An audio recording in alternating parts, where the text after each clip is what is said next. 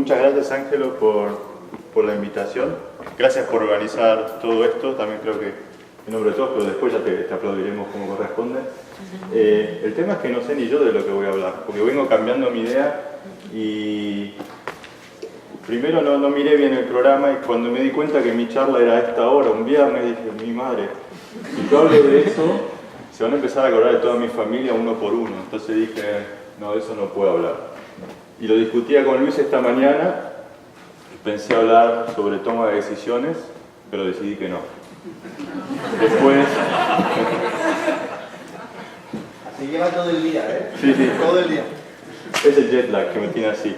Después pensé hablar sobre localización espacial y el cerebro, pero salimos con Luis esta mañana del albergue donde estamos, se llama, del hotel, y la mujer de la recepción nos dice, sí, vayan a la universidad, son 15 minutos caminando. Bueno, bárbaro, vamos, el mapa, así, qué sé yo. Caminamos, seguimos charlando, de repente paramos y preguntamos, ¿dónde queda la facultad? Y dice, sí, es por allá, 15 minutos. No, bueno. Seguimos caminando, preguntamos de nuevo, ¿y la facultad, qué sé yo? ¿Y a cuánto está? 15 minutos. Entonces, ya que estamos filosóficos en filosofía, hay dos opciones. Una es que el movimiento es ilusorio, que el demonio de Descartes vive acá en Valencia y que en realidad nunca salimos del hotel, que nos quedamos ahí, pensamos que caminamos pero no nos movíamos. O dos, es un problema topográfico muy interesante, que acá está el hotel, acá está la universidad y estamos caminando en un círculo. Lo cual me lleva a hacer la predicción, y bueno, eventualmente terminaremos en el hotel, porque... pero ni eso. Así que no les voy a hablar de eso porque fue una frustración, y decidí hablarles de un título de charla que creo que calza más para un viernes a la noche, que es ¿qué nos hace humanos?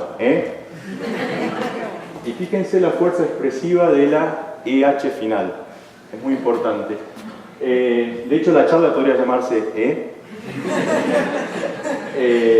y es a propósito, lo digo en serio, porque creo que hasta ahora, o sea, no les quiero mostrar además experimentos, se van a olvidar. O sea, básicamente lo que tenía para hacer en la memoria es que no nos acordamos de nada. Entonces, si sé que no vamos a acordar de nada, sobre todo hasta ahora, creo que lo más interesante es que tengamos una discusión. Es ser un poco polémico, ser un poco bold, como se dice en inglés, controversial, y ya que estamos en filosofía, a ver si podemos filosofar un poco, discutir, y después la seguiremos en bares, o ustedes se quedarán pensando probablemente en alguna cosa o no. Entonces, bueno, vamos a ponernos serios, vamos a empezar con la charla, y la charla empieza con Blade Runner. No sé cómo la llaman, acá traducen ustedes todos los títulos, no sé cómo la llamarán. ¿Cómo la llaman? Blade Runner, wow. ¿No le llaman el cazador de androides o algo así? Pero escribimos aún con una... ¿Cómo qué? Runner con A. ¿Runner con A? Bueno, les quiero hablar de memoria, les quiero hablar del cerebro, les quiero contar un par de principios. No se los voy a contar, los van a aprender, o sea, eventualmente los irán viendo ustedes. Pero les quiero empezar, quiero que entiendan un poco por qué, o sea, cuál es la importancia de la memoria, sobre todo para alguien de filosofía. No sé si ustedes estudian filosofía, pero si quieren pensar un poco, salirse un poquito del box, de la caja del neurocientífico, y pensar, ¿por qué estudio memoria? ¿Por qué es tan importante la memoria? Entonces empecemos con esto. No sé si conocen la película, si no la conocen se las voy a cagar porque es la última escena.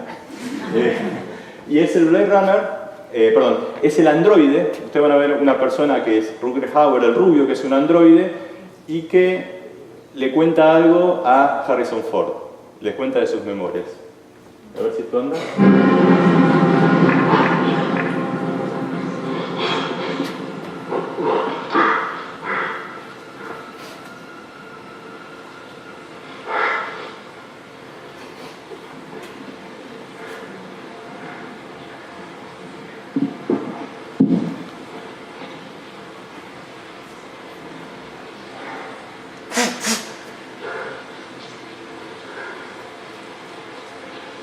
I've seen things you people wouldn't believe.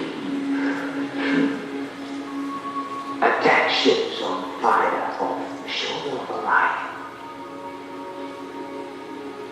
I watched sea beams glitter in the dark near 10,000 gates.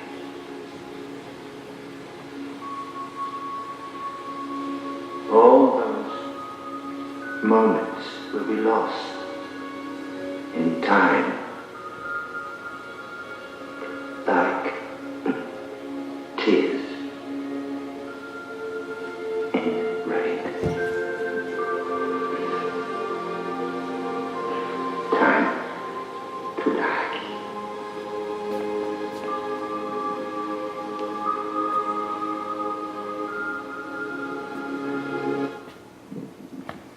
Básicamente el punto interesante de esta película es que el androide, interpretado por Rutger Hauer, a punto de morir, habla de sus memorias. Es una película de ciencia ficción, obviamente tiene memorias como de la galaxia, las puertas de Tannhäuser, Sea-Beams y qué sé yo, y ese tipo de cosas. Y la pregunta interesante, o sea, volviendo al título medio raro de la charla, es que esas memorias son los que lo llevan a él sentirse persona. Y de hecho la trama de la película, sin contarle demasiado, es que los androides quieren vivir más. Tienen un periodo de vida limitado a 6 años, que está determinado por quien lo fabricó, de la corporación Tyrrell en la película, y el androide quiere vivir más. Y el androide, de hecho, cuando ven la película es muy humano, o sea, es indistinguible de nosotros. De hecho, es un actor, pero en la historia... Qué filosófico la historia. Pero en la historia es muy fuerte, porque ustedes pueden pensar y dicen, pero ¿por qué nosotros sí y ellos no? ¿Por qué estos androides, esto ya es del libro de Philip Dick, en el cual está basada la película, ¿por qué los androides están condenados a trabajos esclavos en planetas donde hay minería o donde se trabajan en minería y no pueden vivir como nosotros? ¿Qué es lo que nos diferencia? ¿Por qué nosotros sí y ellos no? Si él tiene sus memorias, o sea, él pareciera como que tiene su identidad, esas memorias lo hacen ser quien es.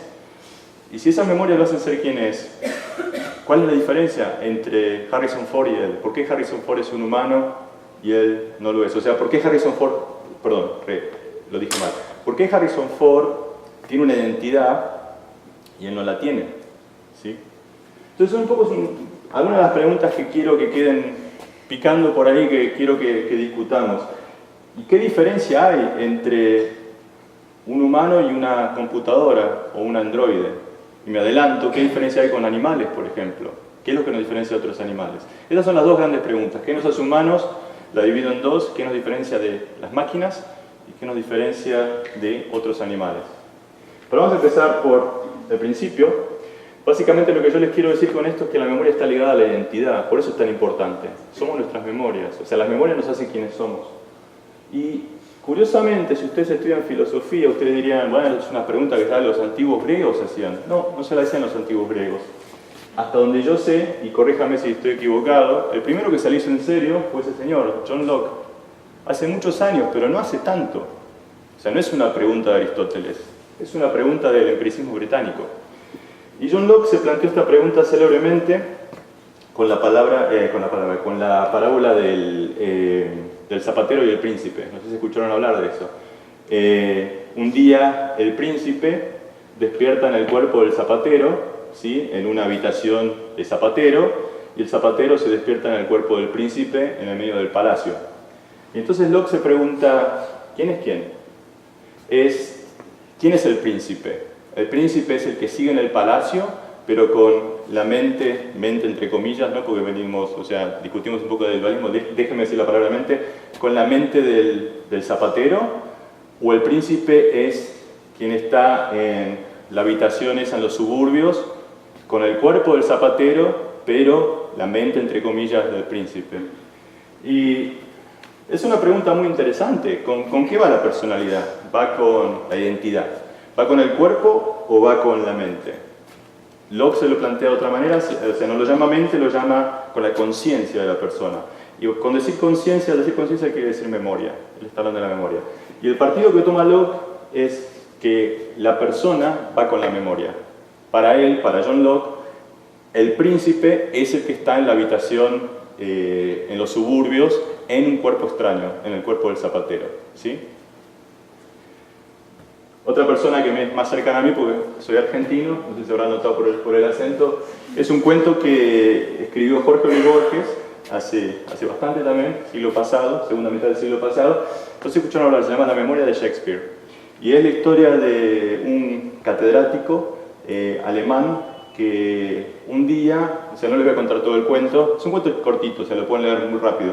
Pero básicamente la idea es que Allen le ofrece la mente de Shakespeare, perdón, no la mente, las memorias de Shakespeare. Y entonces el tipo dice, a partir de un cierto momento las memorias de Shakespeare es como que van a venir a la cabeza. Y este catedrático es alguien que se dedica a estudiar a Shakespeare. Y dice, wow, las memorias de Shakespeare, en alguien que, como yo, que soy un catedrático que me dedico a Shakespeare, ¿qué más puedo pedir?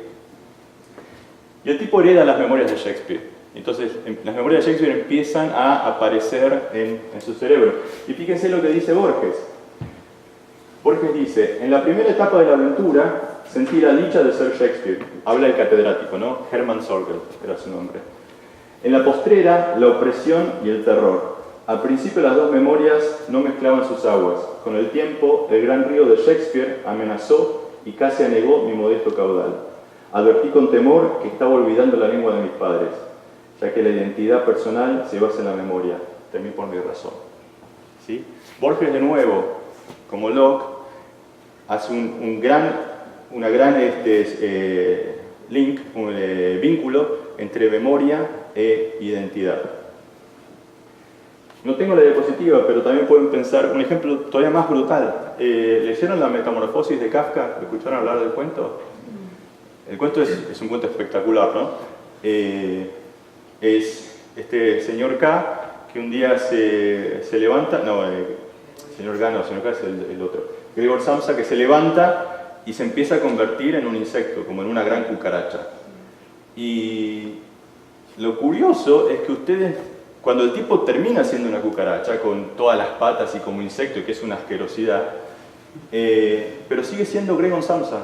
Ustedes nunca piensan que es otra persona, por más que era un tipo y que termina siendo una cucaracha gigante. Y ustedes, o sea, en ningún momento dudan de que sigue siendo la misma persona. Ustedes siguen la línea narrativa. De hecho, sigue escribiendo en primera persona el cuento Kafka. Y fíjese cuánto cambió el cuerpo. Entonces tendemos a analizar, tendemos a vincular nuestra identidad con nuestra memoria. Esto está bastante discutido en la filosofía, ¿no? O sea, no lo tomen así. Hay otra gente que la vincula con el cuerpo. Pero bueno, no voy a meter más en esa discusión. Creo que es interesante por eso. Entonces vamos a ver un poco. No les voy a mostrar muchos experimentos, creo que de hecho no les voy a mostrar ningún experimento, pero vamos a hacer cuentas muy sencillas o razonamientos muy simples de viernes a la noche. O sea, nada espectacular. Pero no les quiero tirar cosas en el aire, quiero que pensemos un poquito. O sea, más que para que sean ideas que están en el aire y que por ahí significan algo o no, quiero bajar un poco a tierra, pero con cuentas muy fáciles, con ideas muy sencillas. Nuestra personalidad está basada en nuestra memoria, nuestra inteligencia está basada en nuestro cerebro, nuestra memoria, nuestra inteligencia está basada en circuitos que en nuestro caso, en humanos, tienen alrededor de 100 billones de neuronas, ¿sí? Billones, como lo dicen los norteamericanos. De hecho, creo que la midieron mejor y son 86 billones, más que 100. Pero bueno, ese es el orden de magnitud. Yo cuando empiezo a estudiar el cerebro y cuando me tiran ese número, para mí como físico eso es 10 a la 11, ¿sí? Es un 1 con 11 ceros que le siguen. Y creo que a ustedes por ahí les pasa lo mismo, no tienen una magnitud de cuánto es eso. O sea, yo les podría decir 1000 billones, o les podría decir 10 billones, o 1 billón, y es más o menos lo mismo. O sea, es un número tan grande que es incomprensible, o sea, casi queda igual, no se les mueve un pelo si yo les digo 1000 billones o 100 billones. Lo que en general usa la gente para tratar de ilustrar cuántas neuronas tenemos es analogías. Una analogía clásica es el número de estrellas en la Vía Láctea. Tenemos alrededor de entre 200 y 400 billones de estrellas en la Vía Láctea, que es el mismo orden que neuronas en un cerebro humano. Pero igual, o sea, yo no tengo noción de qué tan grande es la Vía Láctea. O sea, no me imagino qué tan grande es la Vía Láctea. O sea, no me ayuda a mí. Entonces, a ver si les ayuda esta analogía. Pensando a ver cómo puedo tratar de hacerles entender o de que tengan una idea de cuántas neuronas son estas. Imagínense que cada neurona es un granito de arena, ¿sí? Y vamos a empezar de a poquito. Vamos a empezar, si cada neurona fuera un grano de arena, ¿cuántas neuronas tiene un caracol, por ejemplo? Un caracol tiene 10.000 neuronas. 10.000 neuronas, si fueran granos de arena, es la cantidad de arena que ustedes agarrarían entre dos dedos, como si agarraran una pizca de sal, ¿sí? se agarran así una pizca de una montañita de arena, la cantidad de granitos de arena que te quedan entre los dedos son más o menos 10.000. ¿Sí? Eso es un caracol. Vamos subiendo, vamos a ir con animales un poco más avanzados. Una cuchara sopera llena de arena es más o menos una mosca o una hormiga. Tienen más o menos lo mismo, 250.000, ¿sí? Neuronas. Sigamos subiendo. La abeja es muchísimo más avanzada que la mosca. La abeja ya tiene comportamiento social, ya tiene reacciones, tiene memorias, o sea, es un animal muchísimo más avanzado que una mosca y de hecho tiene 4 veces más neuronas, tiene alrededor de 1 millón de neuronas. Una cucaracha también anda por 1 millón de neuronas. Si lo piensan en términos de cantidad de arena, si cada neurona es un grano de arena, es más o menos un pocillito de café. Cuando se pide un cortado de pocillito de café, si lo llenan de arena, esa es la cantidad de neuronas que tiene una mosca o una cucaracha. ¿Sí? Sigamos avanzando. ¿Quién venía después? Una rana. Una rana es una botella de 2 litros. Una gaseosa de 2 litros, si la llenan de arena, bueno, eso más o menos le va a dar 15 millones de granos de arena. Por si les interesa la cuenta, asumo que la arena es muy distinta, ¿no? Pero asumo granos de arena de 0,5 milímetros, que son más o menos estables. No, por si alguien está haciendo la cuenta, imagínense. Fíjense que es bastante más que, por ejemplo, la mosca. O sea, la mosca no tiene chance. Fíjense que la pasa por lejos la rana. O sea, tiene un cerebro mucho más avanzado, con muchas más neuronas. Sigamos. Un ratón. Un ratón es muchísimo más estúpido que una rata. Muchísimo más estúpido que una rata. Pero comparado con esto, un ratón es más o menos un balde que usan para limpiar los pisos, un balde de arena repleto. Es muchísimo más sofisticado. Bueno, los ratones tienen comportamientos mucho más sofisticados. Se ubican, caminan, o sea, saben dónde están parados y ese tipo de cosas. Sigamos. Un gato. Un gato ya es 1 o 2 carretillas llenas de arena. Sigamos. Ya una pala de estas excavadoras es un macaco. No un primate superior, no un orangután, un gorila, un bonobo o un chimpancé. Un macaco, el tipo de monitos que se usan en experimentos. ¿Sí? ¿Y cuánto es un humano comparado con todo esto? Bueno, comparado con todos estos, un humano es un camión repleto de arena. Eso más o menos, se hacen la cuenta de la caja de un camión de arena, más o menos le da del orden de 10 a la 11 granos de arena. Eso somos nosotros, ¿sí? Esa es la cantidad de neuronas que tenemos. Ahora, con tantas neuronas, ustedes se pueden imaginar que la capacidad que tenemos para guardar memorias es ilimitada, ¿sí? Y de eso es lo que les quiero hablar ahora. Pero, la verdad que no me acuerdo cómo venía la charla.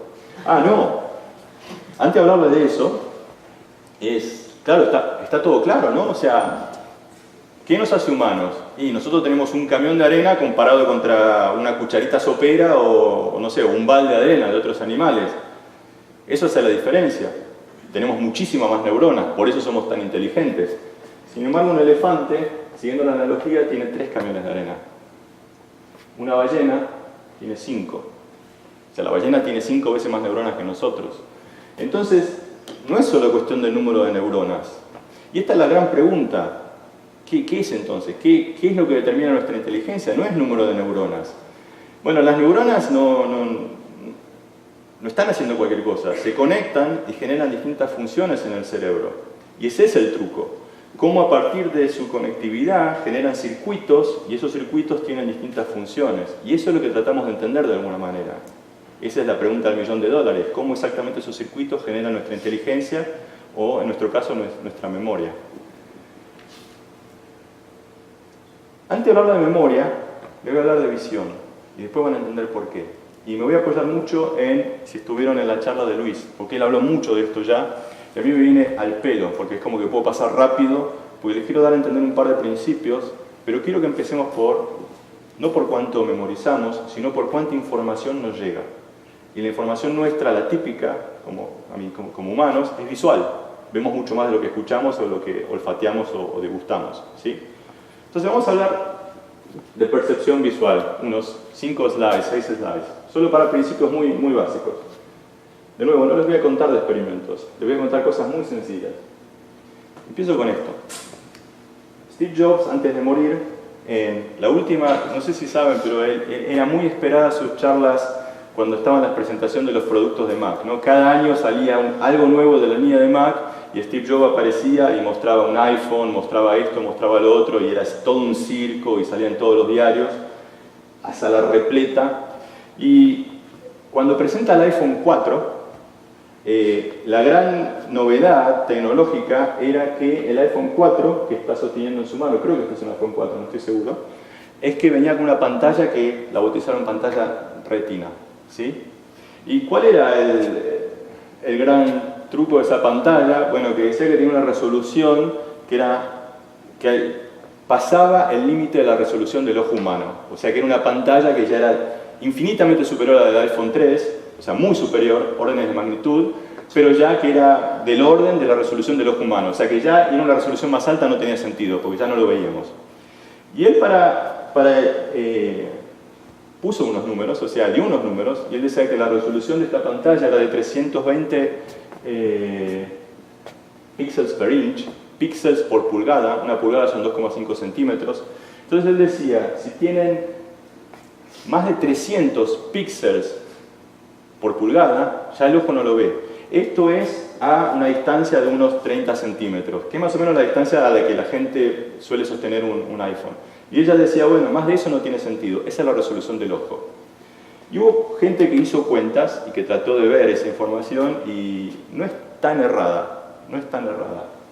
Entonces, bueno, vamos a arrancar con ese número. Un número divertido, una nota de color en una charla de Steve Jobs. Si yo pongo un iPhone a 30 centímetros, una resolución de 300 píxeles por pulgada, ya es la resolución máxima que llega a ver mi ojo. Entonces, claro, pero yo cuando pongo algo de 30 centímetros yo veo más que el iPhone, ¿no? O sea, yo veo todo esto alrededor. Entonces yo lo que hice un día, me paré en mi oficina, enfrente del pizarrón, me puse a 30 centímetros y marqué hasta dónde veía, sin mover los ojos. Y más o menos lo que veía era alrededor de 30 pulgadas por 20 pulgadas. Unos 75 por 50 centímetros, ¿sí? Un rectángulo así más o menos. Eso es lo que yo veía a 30 centímetros. Ya lo que estaba más allá no lo llegaba a ver. Entonces yo dije, si yo tengo mi campo visual de 30 pulgadas por 20 pulgadas a 12 pulgadas, que es la distancia que dijo Steve Jobs, y si la distancia máxima que llego a resolver es de 300 píxeles, ¿sí?, por pulgada, entonces, ¿cuál es la resolución que yo estoy viendo del mundo alrededor? Bueno, les da cuenta muy fácil, 54 megapíxeles. Esa es la información que en principio le llega al ojo de lo que está enfrente mío, 54 megapíxeles. Hay una diferencia, Luis hablaba de 100 y pico, vos hablabas de 100 megapíxeles, o sea, son estimaciones. El número exacto no importa, es un orden de magnitud, megapíxeles, o sea, nos llegan megapíxeles de información al ojo. Muy bien, ¿cómo sería esto? Claro, pero vamos a pasarlo a bytes, vamos a pasar de píxel a bytes, ¿sí? Entonces, por cada píxel, ustedes lo pueden tener en color, ¿sí? Ustedes saben que los colores se componen de 3 colores, ¿sí? Y cada color lo pueden representar con un byte. Con eso alcanza. O sea, un monitor de 3 bytes de resolución de color ya es casi indistinguible, o sea, ya no pueden ver más colores. Entonces, si ponen 3 bytes para ver en color, y si ustedes calculan que no están viendo fotos estáticas, sino que están viendo cosas que se mueven, pero no vemos más de 30 frames por segundo, es la resolución de una película de cine, 25, 24, 30 frames será un video, o sea, más de eso no ven. Entonces, si consideran 30 frames por segundo, para dar una imagen de continuidad, 3 bytes por color, le da alrededor de casi 5 gigabytes por segundo.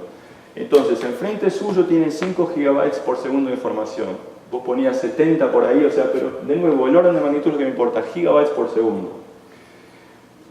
Dije que no les iba a hablar de experimentos, no les voy a hablar de experimentos, pero les quiero mencionar un experimento. Un agente de la Universidad de Pensilvania que hizo un experimento con cobayos y trató de ver cuánta información de la retina iba a través del nervio óptico hacia el cerebro. Y a partir del número que sacaron, haciendo cálculos con teoría de información, dedujeron cuánta información el ojo le mandaba al cerebro en bits. Y el número que ellos sacaron es esto. 10 megabits por segundo, que no sé si les suena, es un número muy conocido porque es más o menos la velocidad de transmisión de información de Internet, ¿sí? Si lo pasan a bytes, es del orden de 1 megabyte por segundo.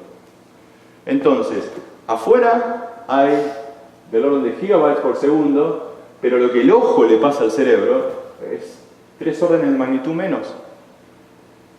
O sea, es una milésima de lo que hay afuera. ¿Cómo puede ser eso? Bueno, Luis les contó la idea.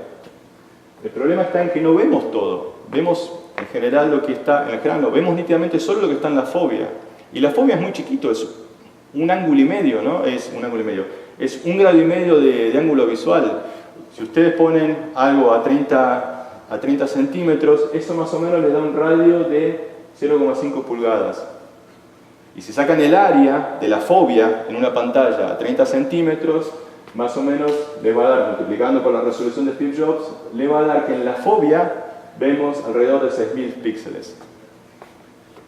No vemos 54 megapíxeles, sino 6.000. Entonces tenemos de nuevo una reducción de 3 órdenes de magnitud.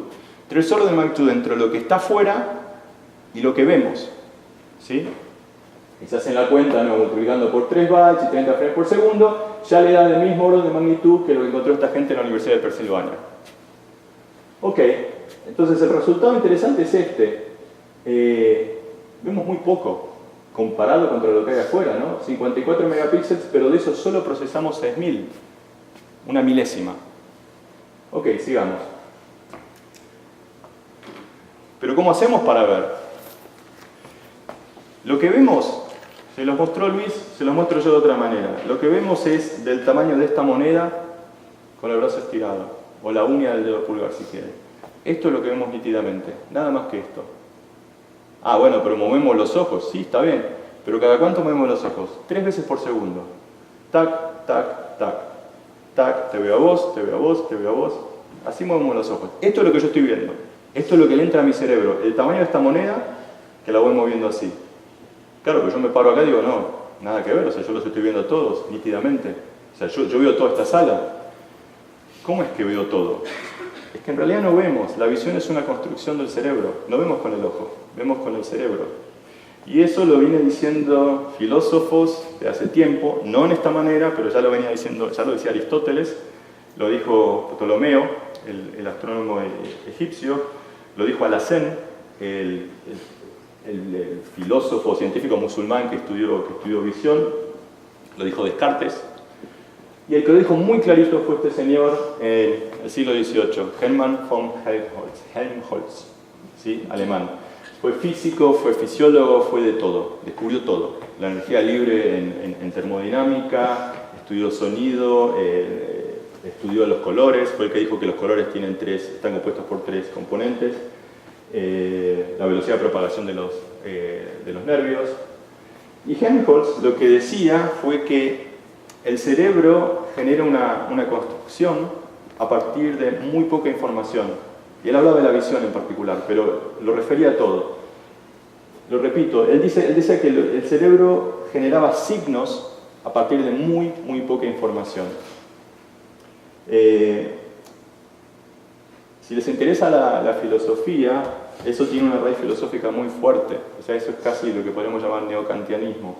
Tiene una fundación muy fuerte en el empirismo británico, los idealistas. O sea, para los empiristas británicos, les hablé de Locke, David Hume y Bishop Berkeley, decían que está todo en el cerebro, ¿sí? O sea, que todo lo que creemos que está pasando afuera, en realidad es una construcción en el cerebro. No está tan alejado de la realidad. Lo que pasa es que el idealismo niega la realidad exterior. Kant no. Kant dice, están las dos cosas. Y este señor toma un poco la filosofía de Kant y dice, de lo que hay afuera percibimos muy, muy poco, y en base a lo poco que percibimos, generamos una realidad. Esa es la construcción. Pero ¿cómo hacemos para generar la realidad? Asumimos cosas. Estamos todo el tiempo asumiendo cosas. Y él lo llamaba inferencias inconscientes. Generamos signos de la realidad usando inferencias inconscientes. Hay una manera muy fácil de probar que esto es cierto, y es a partir de las ilusiones visuales. Las ilusiones visuales son un ejemplo claro de cómo el cerebro usa inferencias inconscientes. ¿Qué pasa en una ilusión visual? Se quiebra la inferencia, ¿sí? O está muy claro cómo hacemos la inferencia. Por ejemplo, o sea, Luis habló del triángulo de Calypso, ustedes creen ver un triángulo, pero el triángulo no existe, el triángulo no está ahí. Lo que está son los bordes. Ustedes el triángulo lo asumen, lo infieren en base a la presencia de los bordes. Ustedes acá creen ver, espero, que esto es algo como que está dentro de la pantalla y esto es un círculo que está como saliendo de la pantalla. ¿Lo ven así? ¿Saben por qué? Es exactamente el mismo círculo, solo que está rotado. ¿Saben por qué lo ven así? Fíjense, este círculo tiene la parte brillante abajo, entonces es como que el sol le da de arriba. Para que el sol le dé de arriba, ustedes, asumen que la luz le da de arriba, porque la luz siempre da de arriba. Entonces, si la luz da de arriba y la parte brillante está abajo, el círculo tiene que estar dentro de la pantalla. Ahora, si la luz da en la parte de arriba, el círculo tiene que estar saliendo. Están infiriéndolo. O sea, es el mismo círculo que lo hice yo en Photoshop, lo roté 180 grados. Bueno, ahora les muestro una que es bestial. Agárrense. Si no la vieron, agárrense porque no me lo van a creer. ¿Vieron esto alguna vez? ¿Sí? Bueno, ¿Alguien no la vio? Ok. ¿Ustedes pueden creer que el color de A es el mismo que el color de B? ¿Sí? Para los que no lo vieron, agárrense fuerte de la butaca. Miren lo que pasa. Voy a mover un pedacito de B, lo voy a acercar fíjense. Es exactamente el mismo color. No hay truco de Photoshop ni nada, les aseguro que es el mismo color. ¿Qué pasa? Que ustedes al ver esto acá asumen que es un cuadrado blanco y asumen que esto es un cuadrado negro. Pero dada la sombra, el color de A y de B es exactamente el mismo. Pero ustedes no pueden evitar verlo distinto. Es una inferencia del cerebro, ¿sí? Inferencia inconsciente. No pueden evitar, por más que les estoy diciendo que es el mismo color. Lo hice yo esto. O sea, yo sé que es el mismo color, igual lo sigo viendo distinto. Mi gran amigo Gea, gran amigo de Luis también. ¿Quiénes son los maestros en manipular estas inferencias inconscientes? Los magos. Están todo el tiempo haciendo eso. ¿Cómo funciona el truco de un mago? Los magos saben que ustedes están todo el tiempo asumiendo cosas y la idea es que algo de lo que van a asumir es incorrecto. Y ellos lo van a engañar en eso. Es el kit, la neurociencia de todos los trucos de magia está en el hecho de que el mago juega con que ustedes van a estar infiriendo algo que va a ser incorrecto. De hecho, la magia para chicos es muy distinta, porque los chicos no infieren tanto. Nosotros sí, porque somos grandes, aprendimos a hacer muchas inferencias. Los chicos no. Cuando ustedes ven un mago para chicos, le va a hacer globitos, le va a hacer cositas, y que el globito que se va por el aire, no le va a hacer un truco de cartas, porque se lo ven. Además que no lo entienden del todo. Bueno, un mini break con un mago bestial, acá, español, de ustedes. Y está haciendo inferencias, está jugando las inferencias. Baraja de póker, pica con 3 tréboles y rombos de la salud. J. Lucas, dime ya cuando tú quieras. Ya. 1. Ya. 2. Ya. 3. Ya. 4 cartas. 4 cartas que las podemos ver y que si no te importa más o menos memorices. 2 de trébol, 4 de picas, as de rombos y 5 de rombos. ¿De acuerdo? Dime el número de 1 al 5. El 3. ¿No prefieres el 5, que es muy bonito? No, el 3. Muy bien, pues solo en un segundo se me pasó el 3 y no solo esta, sino 1, 2, 3 y los 4 de Con Luis hicimos estas filmaciones, de hecho en Alicante, y la idea era que queríamos hacer experimentos. Le pedimos a Gea, que es un gran amigo, de filmarlo para hacer experimentos, pero nos cagó, porque pasando cuadro por cuadro, el truco no se ve. O sea, es tan bueno que, o sea, lo hicimos, o sea, en Leicester, con el video, con un chico analizamos, pasamos cuadro por cuadro y no le veíamos el truco, es increíble. No les voy a decir cómo se hace el truco, pero básicamente este truco, como tantos otros, lo que le hace es jugar con inferencias de ustedes, todo el tiempo. Y eso es lo que hacen los magos en general. Sigamos. Entonces, les hablé de la idea esta. Procesamos muy poca información, pero ¿cómo hacemos para ver? Bueno, es una construcción del cerebro en base a inferencias. ¿Y cómo hacemos esas inferencias? ¿Cómo sacamos ese significado de las cosas, los signos de Helmholtz? Voy de nuevo con las cuentas. Esto es lo mismo que les mostré antes, pero quiero pararme en este número ahora. Lo que nos entra por el ojo son 6.000 píxeles, que no es tanto. Sin embargo, en la retina vemos en la fobia con un tipo de neuronas fotorreceptoras que llaman conos. Y tenemos 6 millones de conos en la fobia. Entonces ustedes se pueden preguntar, pero para resolver 6.000 píxeles, ¿para qué necesitamos 6 millones de conos? En principio puedo poner una neurona por píxel, con 6.000 me alcanza. Sin embargo, tenemos 1000 veces más neuronas fotorreceptoras en la fobia, que pueden ver color. ¿Y por qué eso? Porque este es el segundo principio de la visión. No solo procesamos poca información, la poca información que procesamos, la procesamos de una manera muy redundante, de muchas maneras distintas. ¿Y por qué hacemos eso? Porque queremos extraer un significado. Ese es el truco clave del cerebro en la visión. Para mí, si les tengo que resumir cuál es para mí el principio más importante de la visión, ojo ahí, décadas de estudio de percepción visual, millones de libros, pero para mí el principio más importante es lo de Helmholtz. Procesamos muy poca información y de una manera muy redundante para extraer un significado. Y creo que Luis les mostró un poco de esto, no voy a repetir, así que paso, así puedo pasar a otras cosas. Pero básicamente es que la idea es que vamos generando, a partir de lo que percibimos, una construcción más y más compleja. Yo no veo píxeles. Ustedes no ven píxeles, ustedes ven objetos, personas, ahí está Ángelo, ahí está Luis, ahí hay una butaca. Yo no veo píxeles. Mi cerebro no funciona con percepción, o sea, sí percibo píxeles, pero no soy consciente de ver píxeles. Entonces la pregunta es, ¿cómo hacemos para generar esa construcción en la cual se basa nuestro pensamiento y más adelante nuestra memoria? Yo no voy a recordar ver una distribución de píxeles, voy a recordar ver a Ángelo o ver a Luis. Entonces, bueno, si van a áreas visuales primarias, uno de los ex jefes de Luis mostró que hay neuronas que responden a segmentos, barras con distintas orientaciones, ¿sí?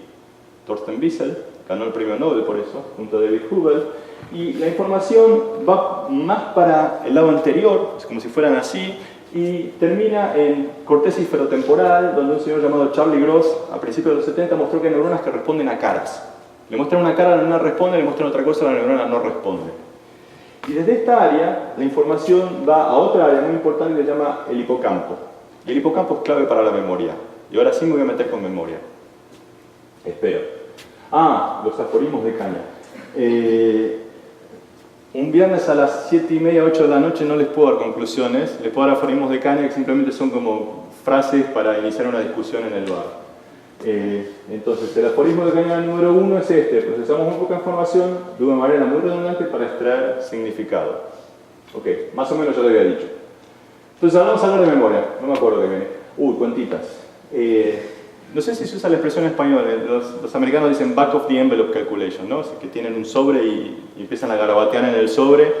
Y son estas cuentas que son muy sencillas. No me acuerdo de qué cuenta venía. Ok. La definición de byte viene por... Un byte son 8 bits. Bits, saben, es algo que es 0 o 1.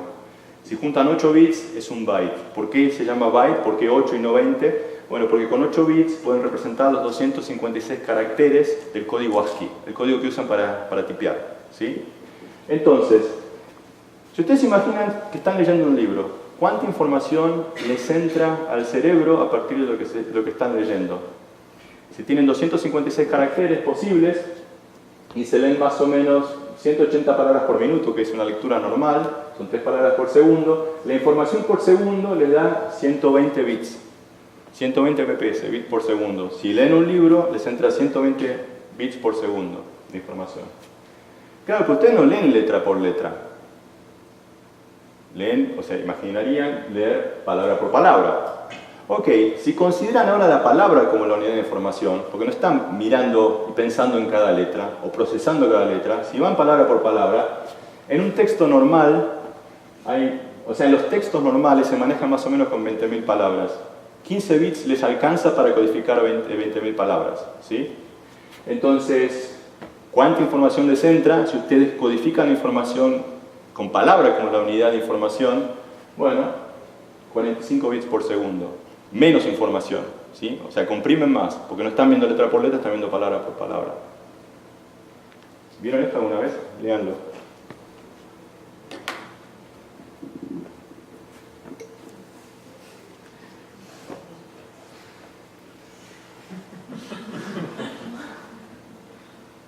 ¿Lo vieron? Lo que básicamente esto les está diciendo es que ni siquiera codifican información palabra por palabra, porque no se dan cuenta que el D acá está repetido, o el D acá está repetido. No lo ven, porque están saltando. Cuando ustedes leen, no están yendo palabra por palabra, están saltando. ¿Y qué es lo que le permite saltar? Saltarse palabras, de hecho. O sea, si ustedes no se saltaran palabras, verían enseguida que el de está repetido. Pero no lo ven porque se saltan cosas. Se saltan los artículos, se saltan un montón de cosas. Básicamente es el mismo principio de Helmholtz. Están procesando poca información y asumiendo el resto. Por eso es que leemos tan rápido. Por eso a un chico le lleva tanto leer. Porque el chico sí está leyendo sílaba por sílaba. Nosotros estamos leyendo casi, o sea, oración por oración. Y hubo un señor llamado Thomas Landauer que en los 80 trató de cuantificar, esto es discutido, o sea, lo tengo que decir, pero me gusta por el orden de magnitud, cuánta información recordamos a partir de leer texto. Entonces él dio a gente textos a leer y les preguntó unos pocos minutos después a ver cuántas palabras se acordaban de lo que leían. Y él a lo que llegó es que la información que quedaba en memoria es de 1 bit por segundo. 1 bit por segundo. ¿Y por qué es eso? O sea, no es 120 si vamos letra por letra, no es 45 si vamos palabra por palabra, es mucho menos, porque asumimos información, procesamos muy poco y asumimos una barbaridad. Por eso es que podemos leer tan rápido, un chico no puede. Pero hay números muy interesantes que salen a partir de esto. Él dice, y él mostró que con imágenes, con fotos, más o menos del mismo número. O sea, mostró que con distintos tipos de experimentos, más o menos le daban todos del orden de 1 bit por segundo. De nuevo, esto es discutido, ¿eh?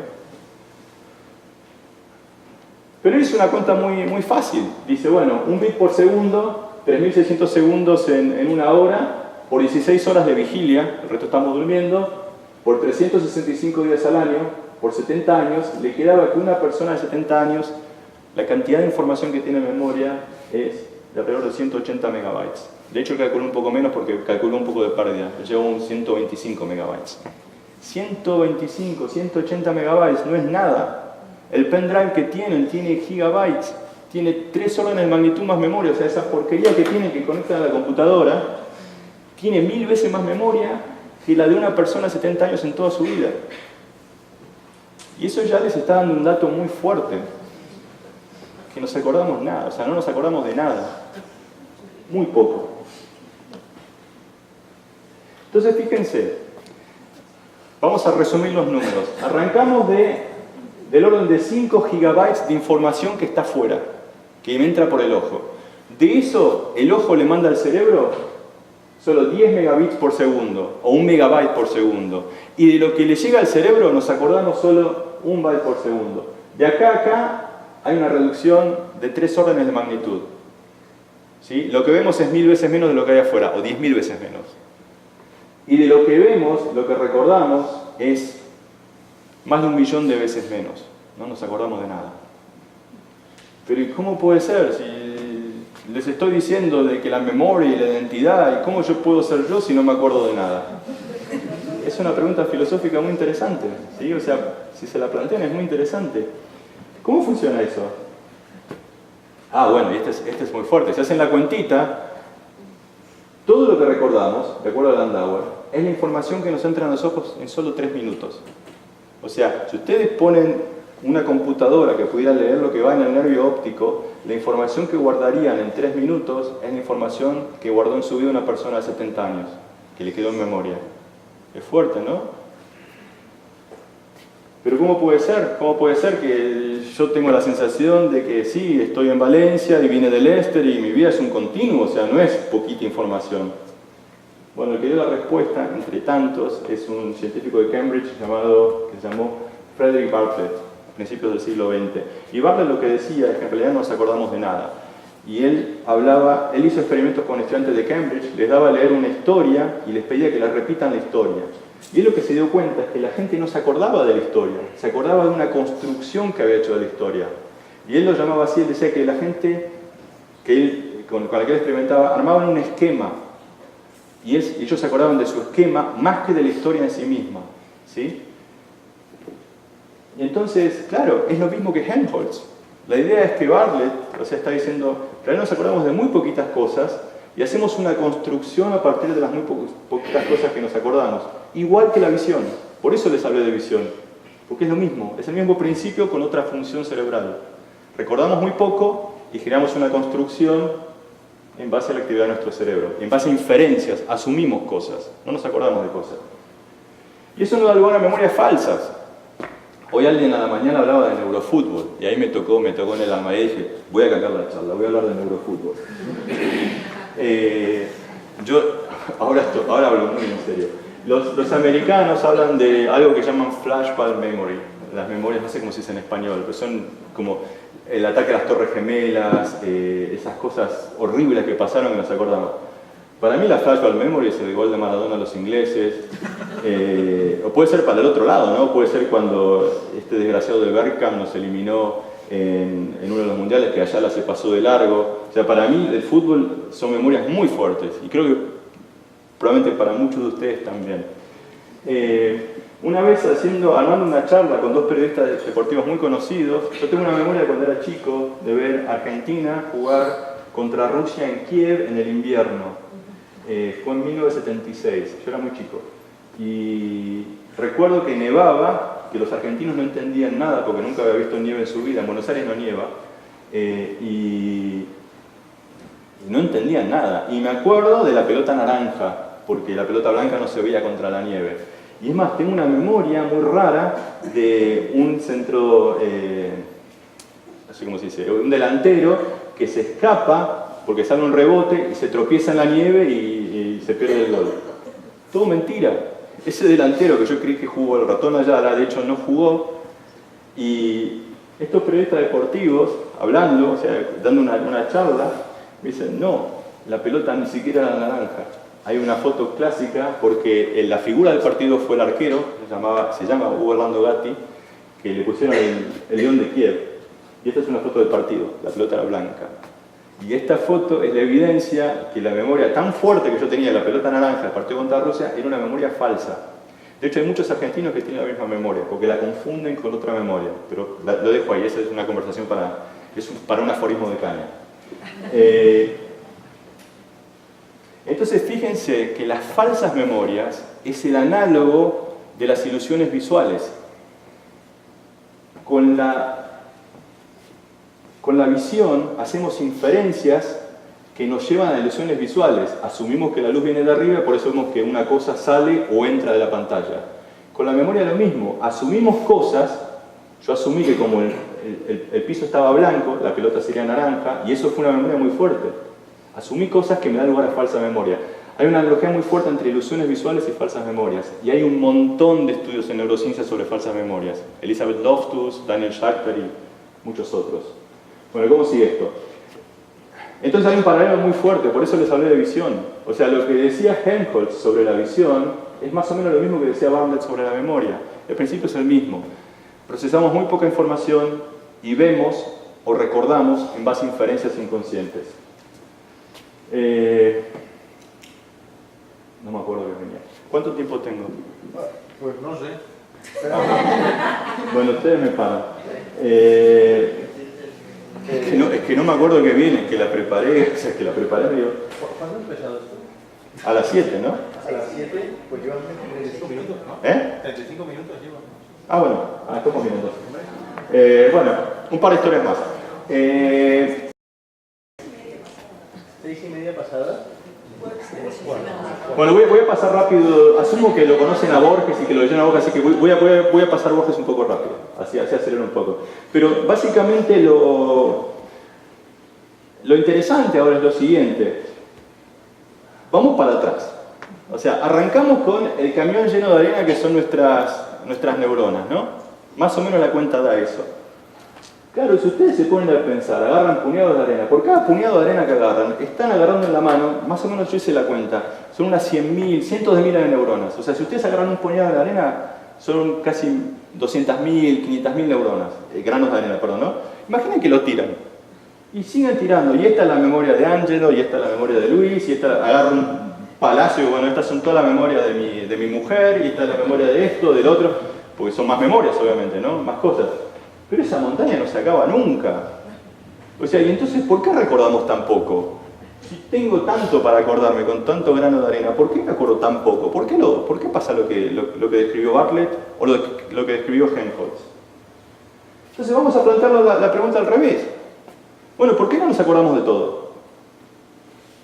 una pregunta muy interesante y es una pregunta que se hizo este señor, Jorge Luis Borges. En otro cuento, les conté ya de la memoria de Shakespeare, llamado Funes el Memorioso, que lo publicó en un diario que se llama La Nación, es uno de los diarios más conocidos de Argentina, en 1942, creo que 7 de junio de 1942. Pero fui a la Biblioteca Nacional, busqué el diario y ahí está. Funes el Memorioso se publica en esta página, acá, este es el cuento.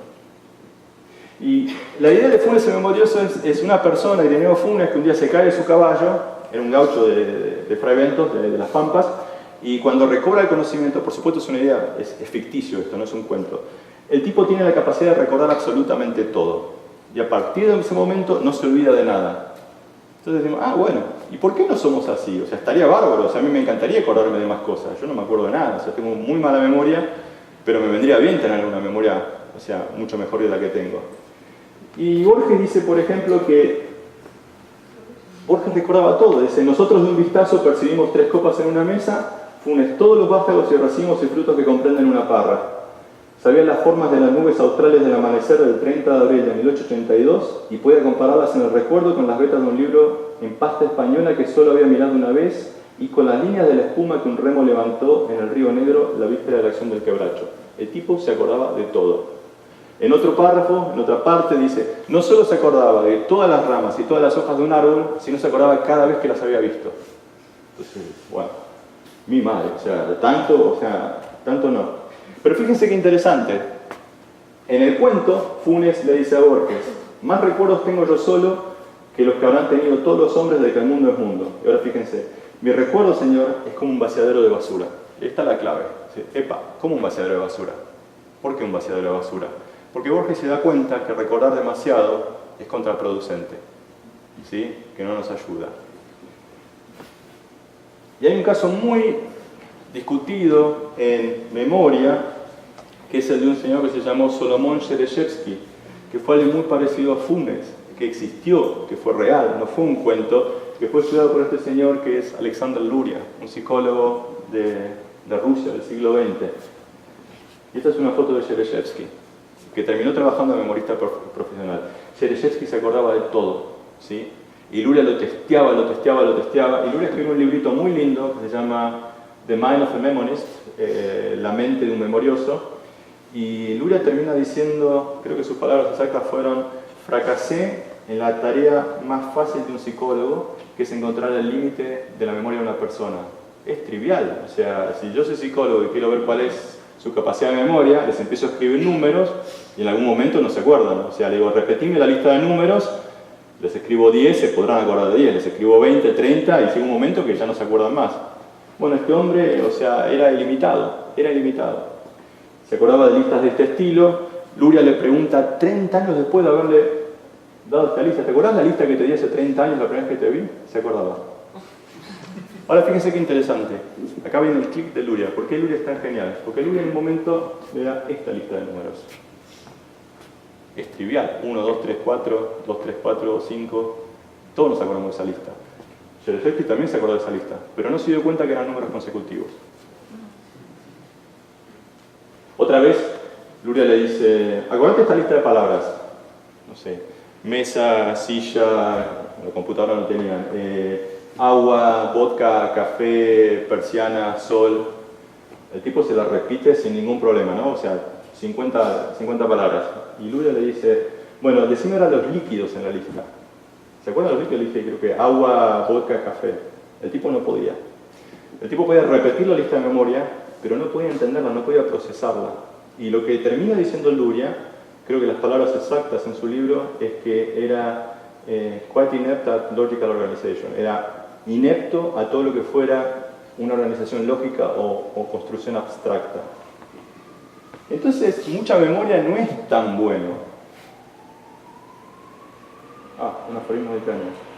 ¿Y por qué recordamos tan poco? Claro, porque tenemos billones de neuronas, pero no para ver todo o para recordar todo, sino de nuevo para procesar la información de una manera muy redundante para poder extraer un significado, para entender. ¿Sí? Recordamos tan poco porque buscamos entender. Es una frase muy del librito de 5 euros. Claro, bueno, pues tampoco no queremos irnos al extremo, ¿no? O sea, tampoco queremos decir, bueno, sí, o sea, no queremos terminar como Funes, más vale no acordarse de nada, ¿no? Un momento, si no te acuerdas de nada no puedes pensar tampoco. Y hay un caso muy estudiado en neurociencia, que es el de este señor. Este fue el cirujano. Este es Henry Molaison, más conocido como el paciente HM. Les cuento la historia muy rápido. O sea, si no lo pueden ver, hay 500 millones de papers de estudios sobre HM. HM es una persona que tenía epilepsia y al cual le extrajeron un área del cerebro llamada el hipocampo. Yo antes les dije, no sé si se acuerdan, que la señal va al hipocampo y el hipocampo es muy importante para la memoria. ¿Cómo sabemos que el hipocampo es importante para la memoria? Por este señor. Porque a partir del momento que le sacaron los dos hipocampos para tratar de curarlo de epilepsia, el tipo no pudo volver a formar un recuerdo. Eso se llama amnesia anterógrada, ¿sí? A partir de ese momento, el tipo no se pudo acordar de nada. Y me ayuda mucho para darles una imagen de cómo es esto. Si vieron la película Memento, Memento es una caracterización de HM. ¿Sí? Es alguien que no puede volver a formar memorias. Entonces sabemos a partir de HM que el hipocampo es muy importante para la memoria. Si no tenemos hipocampo, no podemos volver a formar memorias y no podemos pensar. O sea, si no recordamos nada, no estamos en una situación ventajosa. Está bien, ser como Funes no está bueno, porque acordarse de todo no nos permite pensar, pero no acordarse de nada tampoco. Tiene que haber un término medio. Ahora, resulta ser que la operación que le hicieron a HM hoy día se hace, y con mucho éxito. A pacientes epilépticos, en muchos casos, se les saca el hipocampo y se los cura de la epilepsia. ¿Pero cómo? ¿No quedan amnésicos? No, porque la idea es que se saca un hipocampo. Tenemos dos hipocampos, uno izquierdo y uno derecho. Si sacan los dos, quedan como HM.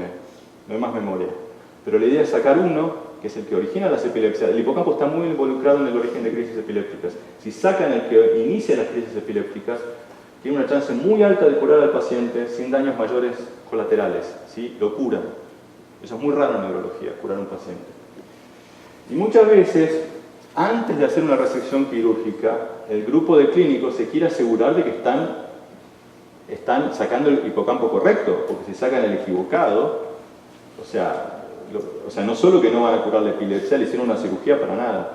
Y entonces muchas veces, para tratar de ver qué hipocampo le sacan a estas personas, se les implantan electrodos adentro del cerebro.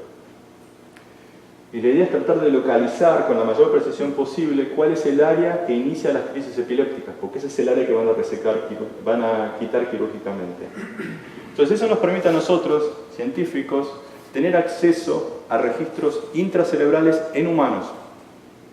Y a partir de 1.000.000 de detalles técnicos que no les voy a contar porque llevan toda una charla, que es la charla de neurociencia, podemos registrar neuronas en humanos. ¿Por qué? Bueno, porque están tratando de curar a la persona viendo dónde vienen las crisis epilépticas. Y haciendo estos registros, un tiempo atrás, vi que encontré una neurona que yo mostraba, o sea, yo empecé a mostrar fotos en mi computadora. Y vi una neurona que respondía a esta señora, distintas fotos de ella, y es Jennifer Aniston. Por si no la conocen, es una actriz norteamericana que se volvió muy famosa después de que descubrimos esta neurona. Y lo interesante es que las fotos son muy distintas una de otra. Se no está respondiendo una foto, está respondiendo a ella, la neurona, está respondiendo al concepto. Por eso la llamamos neurona de concepto. Y es más bestial esto, porque, por ejemplo, encontré otra neurona que respondía a Halle Berry, y mismo si ella estaba disfrazada de Gatúbela, que es una película que hizo, que no se le ve la cara, y mismo si escribía el nombre de Halle Berry, la neurona también disparaba, ¿sí? Está respondiendo al concepto. Otra que responde a mí. Y esta, la que responde a mí, de hecho, es interesante, pero no me quiero extender demasiado. ¿Por qué es interesante? Porque, la voy a poner, porque el paciente no me conocía antes. Entonces, por eso es interesante, porque no es porque sea yo, sino creo que es más importante que la de Jennifer Aniston, porque esta neurona está mostrando que la representación de conceptos se puede crear relativamente rápido. ¿Por qué? Porque yo sé que el día anterior a hacer este experimento el paciente nunca me había visto la cara. Y de repente voy, me introduzco, o sea, me presento al paciente, qué sé yo, y un día después hago el experimento y encuentro una neurona que responde a mí, y a mi nombre. Y este es mi nombre dicho por la computadora. Esta es mi computadora diciendo Rodrigo. Entonces, esa representación conceptual se puede generar muy rápido. Hoy sabemos que se puede generar en segundos, de hecho. Y estas neuronas también codifican algo muy interesante, asociaciones. Esta neurona respondió a Luke Skywalker pero también respondió a Yoda, que son dos conceptos que están asociados, son dos personajes de la misma película. Y eso es muy importante, porque si ustedes se ponen a pensar en memoria, ¿qué es la memoria? Acuérdense de Bartlett y todo eso, que no nos acordamos de nada. En general lo que tendemos a hacer es conceptualizar, tendemos a acordarnos de conceptos. Básicamente, ustedes no se van a acordar de las charlas que vieron estos 2 días, de cómo estaba vestida cada persona que dio una charla, o de las palabras que dijimos en cada charla. Se van a acordar de algunos conceptos y asociaciones entre los conceptos, ¿sí? Van a tomarse una cerveza con un amigo, se acuerdan, sí, me fui con Luis a tomar una cerveza en tal lado. Arman una asociación entre conceptos. La asociación entre conceptos es la base de la memoria. La memoria se construye a partir de eso. El resultado que es el E, ¿se acuerdan del título? Es este. El resultado que es el E es, básicamente, siguiendo la línea de Bartlett, lo que nos acordamos son conceptos, pocos conceptos y asociaciones. Y la memoria es una construcción alrededor de ese esqueleto de conceptos y asociaciones. Es discutible, ¿sí? No, eso no explica todo, pero yo creo que explica una gran parte de cómo funciona nuestra memoria. Sigo. Entonces, ¿qué hacen estas neuronas? O sea, fíjense que yo les vengo hablando de que, bueno, que no vemos píxeles, yo no veo los píxeles de la cara de Ángelo, yo lo veo a Ángelo, lo veo a Luis. Entonces, armamos una representación más y más compleja hasta que llegamos a estas neuronas que representan el concepto. Y esa es la base de nuestro pensamiento. Yo no pienso en términos de los píxeles de tu cara o de tu cara. Yo pienso, él es Ángelo, él es Luis, me hizo tal pregunta o tal cosa. ¿Sí? Esa es la manera en que yo pienso en base a esos conceptos. Estas neuronas no hacen más que eso. Están representando los conceptos que yo uso para mi pensamiento y para guardar memorias. El título original de la charla es ¿Cómo guardamos los recuerdos? Bueno, yo creo que esta es la base.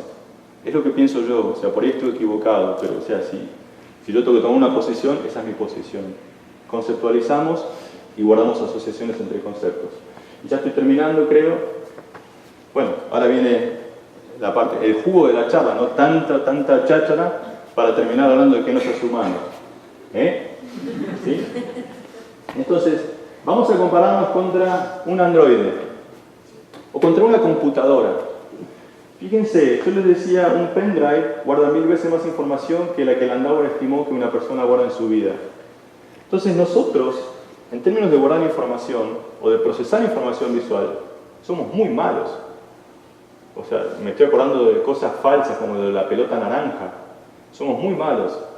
De hecho, en términos, si quieren, ingenieriles, somos ineficientes. La manera en que nosotros guardamos información es muy ineficiente en términos de ingeniería computacional, porque somos muy inaccurate, no me acuerdo cómo se dice inaccurate en español, somos muy poco precisos, y además que guardamos la información de una manera muy redundante. O sea, no la quiero guardar 40 veces de distinta manera, la guardo una vez de una manera justa y ya está, me alcanza. Una computadora la guarda de una manera muy eficiente. Ahora, el problema está en que al guardar la información de una manera eficiente, no podemos extraer un significado de las cosas. ¿Por qué somos tan ineficientes? ¿Por qué extraemos tan poquita información y la procesamos de una manera tan redundante? Bueno, porque todo ese procesamiento redundante viene dado para tratar de extraer un significado de las cosas. Esa ineficiencia termina siendo eficiencia para nuestro pensamiento. ¿Sí? Esa es la gran diferencia con las computadoras. Eso es lo que está hoy día tratando de emular la inteligencia artificial. Hay grandes revoluciones de inteligencia artificial desde los últimos 4 años. Tratan de emular un poquito el comportamiento del cerebro, pero están muy lejos todavía. Claro, pero los animales, ¿qué pasa? Los animales también tienen estos principios. O sea, las neuronas que yo les describí, estas de las líneas y qué sé yo, son en gatos y en monos. Los animales también extraen un significado de las cosas. ¿Pero qué me separa a mí del mono? El mono no piensa en el teorema de Pitágoras o en la memoria ligado a la identidad. O sea, los monos hacen cosas increíbles, ¿no? O sea, como manipulan herramientas, saben a cazar en grupos, pero no se ponen a plantear por su vida y la trascendencia después de la muerte, imaginamos, ¿no? ¿Y qué nos separa de los monos o de otras especies? ¿Cuál es la diferencia? ¿Por qué nosotros? ¿Por qué nosotros filosofamos y otros animales no? Yo creo que la gran diferencia, y esto es especulativo de nuevo, lo de los androides también, es mi especulación, yo creo que gran diferencia viene dada por el lenguaje. Oh, sorpresa, todo el mundo dice eso, ¿no? ¿Cuál es la diferencia entre los humanos y los animales? Lenguaje. Pero lo que todo el mundo les va a decir en general es que el lenguaje nos permite comunicarnos, nos permite transmitir información, transmitir conocimiento, ¿sí? Por eso nosotros somos mucho más avanzados, porque yo puedo estar acá hablándole de estas cosas, ustedes por ahí están aprendiendo o no, podemos ir a la escuela, mamá nos transmite información. Y fíjense que es muy interesante, si no tienen lenguaje, solamente pueden referirse al presente. Imagínense un chimpancé tratando de enseñarle a su crío que el león es peligroso. Y el chimpancé le quiere contar lo que le pasó con un león hace 10 años. ¿Cómo se lo va a contar si no tiene lenguaje? Lo único que puede hacer es señalar al león y salir corriendo con el crío.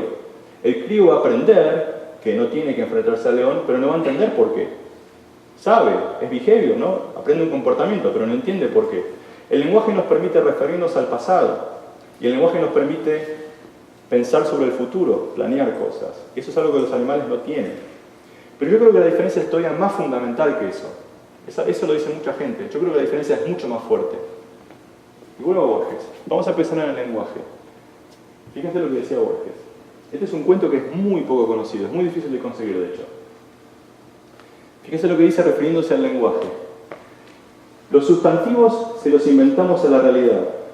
Palpamos un redondel, vemos un montoncito de luz color de madrugada, un cosquilleo nos saliera a la boca y mentimos que esas tres cosas heterogéneas son una sola y se llaman naranja.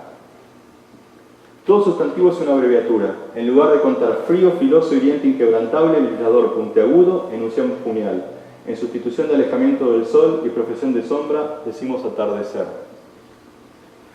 Básicamente el lenguaje, el uso de sustantivos y de verbos, nos permite conceptualizar. Cuando yo les digo caballo, no les estoy hablando del caballo que veía en mi infancia cuando íbamos al campo. No les estoy hablando de un caballo español que anda por la pradera. Es caballo, es el concepto, es una abstracción. Entonces, el hecho de referir a un universal, esto es Aristóteles y, Platón de hecho, de referir a un universal, que es el concepto de caballo, me permite pensar en términos de una abstracción. Ahora, algo que es muy raro, hasta ahora nadie encontró neuronas de concepto en otros animales. Hay gente que trató, no hay en monos. Puede que las haya, pero hasta ahora no las encontraron. Hay dos cosas que son raras, ¿no? Los humanos tenemos lenguaje y tenemos neuronas de concepto. ¿Cuál es la historia? ¿El huevo y la gallina? Bueno, probablemente las dos cosas hayan surgido juntas. ¿Por qué tenemos neuronas de concepto? Porque tenemos lenguaje. ¿Por qué tenemos lenguaje? Bueno, quizá porque tenemos neuronas de concepto. Las dos cosas van realimentándose una a la otra.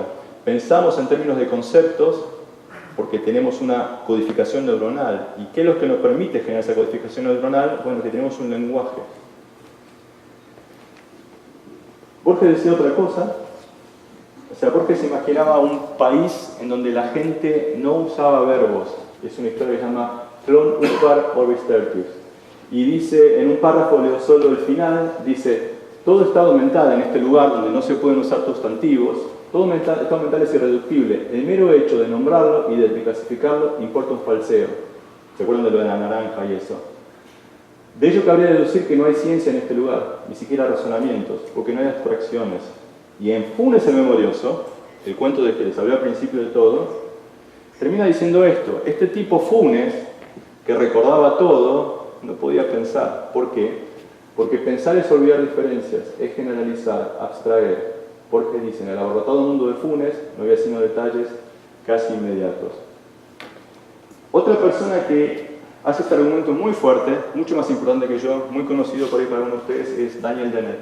Dan Dennett dice que el lenguaje, que los animales piensan sobre cosas, ¿sí? El animal puede pensar sobre una silla. Lo que nos permite el lenguaje es no solo pensar sobre cosas, sino pensar sobre nuestros pensamientos. Nos lleva a un nivel más arriba. Podemos abstraer conceptos y pensar sobre nuestros propios conceptos. Creo que estoy terminando. Termino con el aforismo de Caña número 3, por supuesto. Y con este ya termino. Ahora, cerrando el círculo, fíjense qué curioso, ¿no? O sea, arranqué con Blade Runner y diciéndole que lo que somos, nuestra identidad, viene dada por nuestra memoria. Kafka, el cuento de la memoria de Shakespeare y qué sé yo. Pero les acabo de contar que la memoria es algo tan pobre y tan frágil, es una construcción del cerebro, Y si arrancan con la frase más conocida de filosofía, pienso luego existo, cogito ergo sum, Descartes. Descartes arranca de que estoy seguro de que existo. Ahora, ¿por qué estoy seguro de que existo? Porque pienso. Si hay algo que estoy seguro es que existo. ¿Sí? Estoy totalmente seguro de mi existencia. Si soy solipsista, bueno, quizá ninguno de ustedes existe. Quizá todos ustedes son una ilusión, el demonio de Descartes. Pero yo estoy seguro de que yo existo. Estoy seguro de mi identidad. Y ahora, qué loco, ¿no? Que aquello de lo cual estoy más seguro en el universo, que es de mi propia identidad, esté basado en algo tan lábil y tan frágil como la memoria. Con eso termino, creo que, bueno, si les interesa ver las cuentas y eso, no di ninguna referencia, pero hay 2 libros chiquitos, son muy baratos, no sé si se consiguen, pero las cuentas esas del envelope están en este libro y lo de Borges está en este. Me da vergüenza mostrarlo, así que lo saco. Bueno, gracias.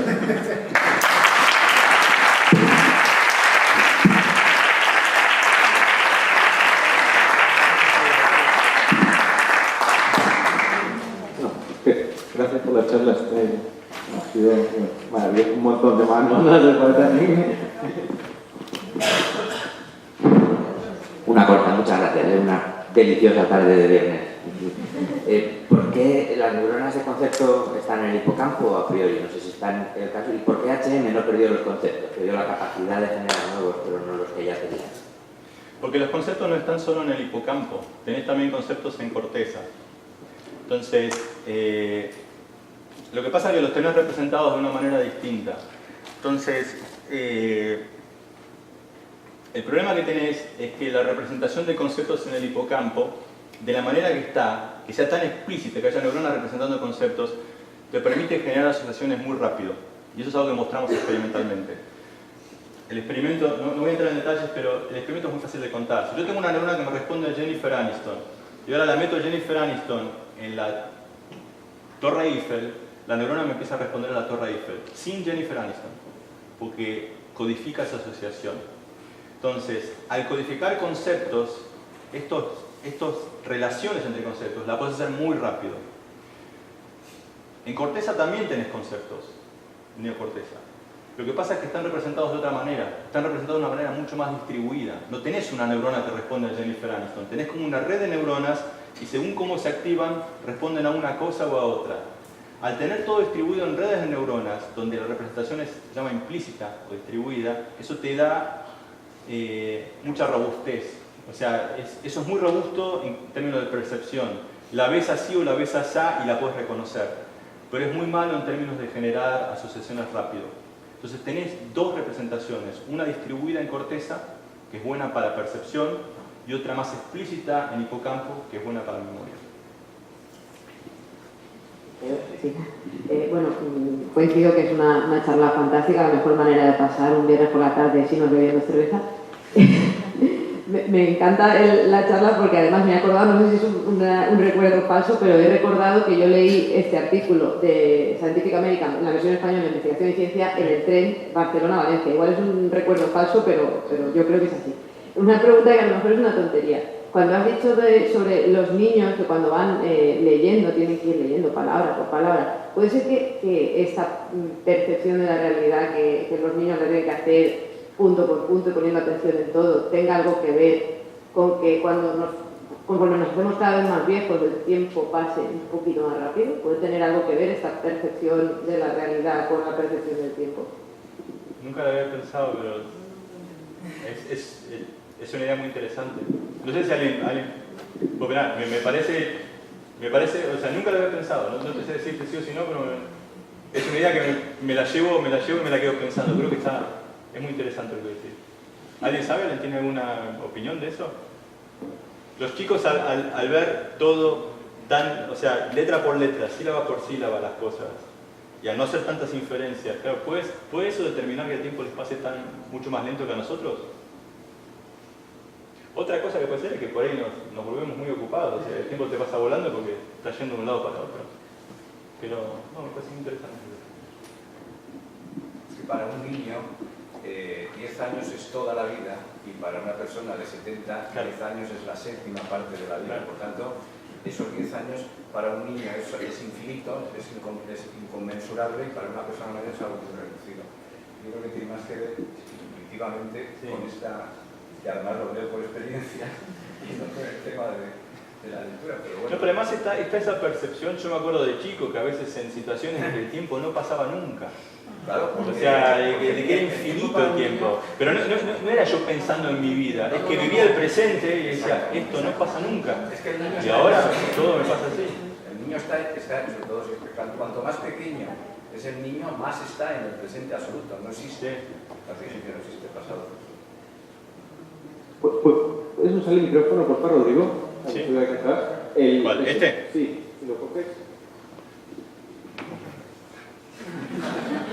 Buenas. Cuando has hecho la comparativa de, de los humanos con los animales, ¿no? ¿Cuál es la diferencia? Has dicho que no era la cantidad de neuronas, porque había animales que tenían muchas más neuronas. Claro, has hablado de que, por ejemplo, una ballena tiene 5 veces más neuronas que un humano, ¿no? Pero no habría que hablar en términos de proporción, porque claro, su cerebro no es solo 5 veces más grande que el nuestro. Entonces, puede ser que esa sea la diferencia. Nosotros en proporción tenemos más neuronas que el resto de animales. Sí, lo podés ver así, pero sí, o sea, el cerebro en comparación con su peso, o sea, el número de neuronas en comparación con su tamaño por ahí no es tan impactante, pero igual, o sea, en principio tiene un cerebro que es 5 veces más grande que el nuestro, o sea, y no es solo para mover un cuerpo más grande, o sea, en principio tenés una capacidad mucho más grande como para poder conectar cosas de una manera compleja, como para poder generar funciones capaz muchísimo más sofisticadas que la nuestra, pero eso no pasa. Entonces, yo creo que el número de neuronas sí importa, porque un caracol, conectarle a las neuronas como quieras, no lo vas a hacer resolver el teorema de Pitágoras, pero no es solo el número de neuronas, ese era el sentido. Y es más como un challenge, no es una pregunta, es, bueno, ¿qué es? Si no es el número de neuronas, ¿qué es? Y es lo que, bueno, tratamos de entender en neurociencia. ¿Está conectado? Has puesto ejemplos de conceptos y yo me pregunto, cuando hablas de conceptos está claro que hay una diferencia importante entre los seres humanos, los animales, las máquinas. Has hablado de diferencias inconscientes, me parece muy interesante, pero así la pregunta te la lanzo ya directamente. ¿Cómo podemos almacenar conceptos tan básicos para nuestra manera de entender el mundo, como el concepto de negación, por ejemplo? Has puesto ejemplos de conceptos muy vinculados a la percepción, pero de hecho hay conceptos característicamente humanos y que son básicos para que funcione nuestra cognición, que son muchísimo más abstractos. Sí. ¿Hay alguna peculiaridad en la forma de almacenar esos conceptos? ¿Qué pasa con Me viene bien tu pregunta porque tengo que aclarar. Cuando yo hablo de conceptos, son conceptos que están relacionados a memoria. El concepto de negación casi que no lo usarías en memoria. Yo no me acuerdo de... O sea, en mi memoria episódica, en mi memoria de mis experiencias, lo que hay son personas, lugares, cosas. Pero los conceptos abstractos como justicia, por ejemplo, como bondad, como negación, yo no me acuerdo de haber visto justicia en la calle. Yo vi una persona por ahí, no sé, ayudar a otra. Entonces, mi memoria en sí, o sea, los conceptos de los que yo hablo son conceptos cuya función es memoria. Mi memoria es la de haber visto una persona hacer algo. Yo de ahí puedo en mi corteza abstraer un concepto más abstracto, como decir, se hizo justicia. Pero mi hipocampo no codifica eso. Mi hipocampo no codifica el concepto abstracto de justicia. Mi hipocampo codifica la memoria específica, la memoria episódica. Yo creo que lo que decís existe, pero es un fenómeno más cortical. Son abstracciones y generalizaciones que hacemos en neocorteza.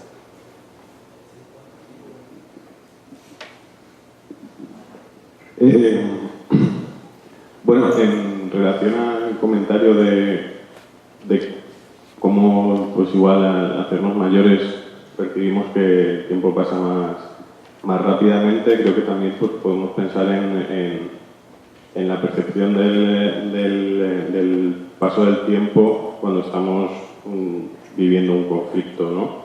Como cuando estamos resolviendo un problema, el tiempo se nos dilata y cuando la cosa viene hecha, el tiempo pasa rápidamente, ¿no? Y pues creo que pues, puede tener que ver, ¿no? con la complejidad de ese proceso que estamos llevando a cabo. Sí, hay de hecho experimentos hechos, o sea, les va a sonar medio raro, pero o sea, siempre de gente tirándose en paracaídas y esas cosas. O sea, y el paso del tiempo es muy relativo. O sea, depende de lo que estés viviendo, o sea, te parece que pasaron 20 segundos y pasaron 3. O sea, la percepción del tiempo es muy subjetiva, eso es cierto. Sí. Vale, mi pregunta es también sobre conceptos abstractos. Aunque es cierto que no tenemos un concepto de negación, todos tenemos, por ejemplo, para el concepto de amor, enseguida se nos activa la imagen de un corazón, o paz, una paloma. ¿No es posible que esos conceptos tengan neuronas, concepto de la paloma o algo por el estilo? Y que yo creo que son abstracciones semánticas. Para mí eso, o sea, vamos a hacer una separación. Hay cosas de las que hablo con evidencia de datos y hay otras cosas que las que especulo. Esto es especulación. Yo no creo que tengamos conceptos de amor, primero, no lo vemos esas cosas, no es que estoy probando a ver si hay neuronas de amor en los pacientes, pero yo creo que eso es más una abstracción semántica. Y eso está codificado en corteza. O sea, todo lo que es semántico me parece que es más cortical, es organización y son cosas más abstractas que se generan en corteza. Las cosas que yo hablo son mucho más específicas. No es amor, es mi mujer estaba haciendo esto, o sea, estaba en tal lado haciendo tal cosa. Eso es lo que me acuerdo. Y por ahí me viene la idea de amor, pero eso es más como una elaboración que yo hago a partir de las cosas específicas que recuerdo. Esas cosas específicas son las que creo yo que hacen estas neuronas. ¿Y qué opinas sobre los colores? ¿Puede haber neuronas concepto de verde, de rojo? Es que no encontramos neuronas a esas cosas. O sea, no encontramos neuronas a cosas más sofisticadas que eso. O sea, a una naranja no hay neuronas, a una banana no hay neuronas, a una silla no hay neuronas, porque vos no formás memorias sobre una silla. O sea, nunca encontramos esas cosas. La única memoria sí que tengo un par de cosas abstractas. Una muy abstracta fue una paciente, no voy a dar información, pero esto sí lo puedo decir, una chica mexicana en Los Ángeles. La mayoría de estos experimentos los hacemos en Los Ángeles. Y la chica siempre se estaba quejando de la comida del hospital y no le puede encontrar ninguna neurona. No había manera de engancharle la neurona, o sea, alguna respuesta. Y un día, viste, dale con la comida, que el pollo desabrido, bueno, terminé enganchando una neurona a tamales y otra a enchiladas. Y bueno, pero era porque lo que tenía esta chica en la cabeza en su momento. Depende mucho de la persona. O sea, yo por ahí si hago un registro en abogado o en un juez, capaz que le pongo la balanza de la justicia y voy a encontrar neuronas de la justicia, porque por ahí para el juez eso es algo muy específico que trae una memoria muy específica. Pero en general las abstracciones yo las veo más como codificaciones corticales. Yo me voy a apoderar de esta pregunta porque sí que, claro, de lo que dices he echado en falta una cosa y es la cultura. Es decir, de algún modo lo que nos hace humanos es tener cultura humana. Al final es una cultura, es un conjunto de conceptos, ¿no? Es decir, el lenguaje es una forma de generar cultura y quizás, ¿por qué el androide de Blade Runner no es un humano?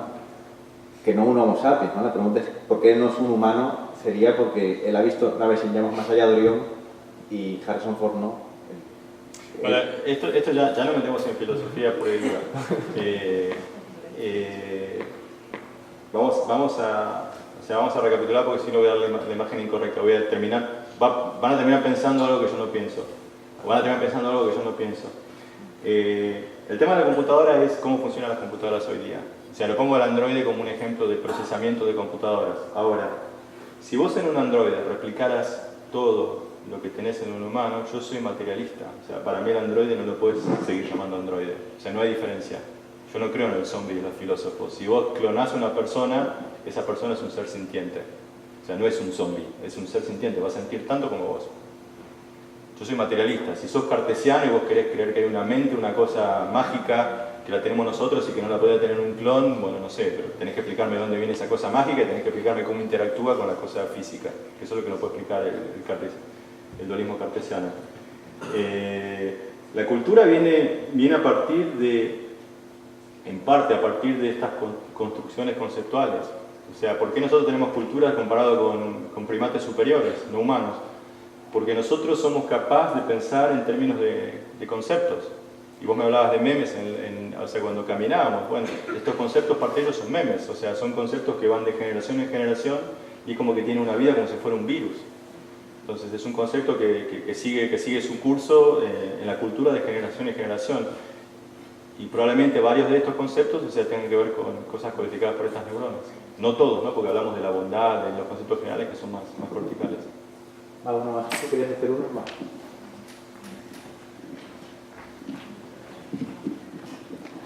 Yo quería saber si tú o alguien ha hecho números sobre cuántos conceptos hacen falta para que la mente funcione más o menos.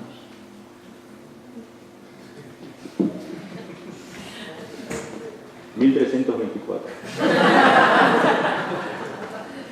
No, o sea, cuando vos decís conceptos, tenés conceptos en corteza. Yo te estoy hablando de conceptos en hipocampo. Ahora, de conceptos en hipocampo te puedo hablar un rato largo, porque el área clave para generar asociaciones, que para mí es la base de la memoria, hacer asociaciones entre conceptos, es un área que se llama CA3. Y es el área que es capaz de generar asociaciones muy rápido, por motivos anatómicos y otras cosas. Lo interesante es que en esa área tenés solo 2 millones de neuronas. No son tantas, no son 100 millones, son 2 millones.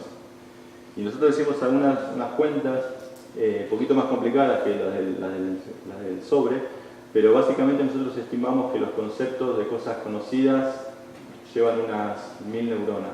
Ponele que lleven 500. O sea, entonces si tenés 2 millones de neuronas y cada concepto te lleva a 1000, y ya no tenés tantos conceptos que puedas meter en 2 millones de neuronas, del orden de 1000, 2000.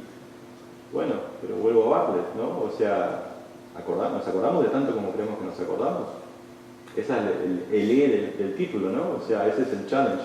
Ese es, capaz que no nos acordamos de nada. O sea, y esto es la base neuroanatómica para decirte, mira, no te acordás de nada, y de hecho, ¿cómo te vas a acordar si tenés 2 millones de neuronas nada más para eso? Bueno, pues lo dejamos aquí entonces. Gracias por haber venido al congreso, encuentro, pues lo que sea esto, pero... Ángel un poco lo está haciendo todo esto, por lo que entendí, lo está haciendo él solo, así que creo que es un trabajo extraordinario y creo que todos, en nombre de todos, creo que te agradecemos por tanto esfuerzo. Muchas gracias.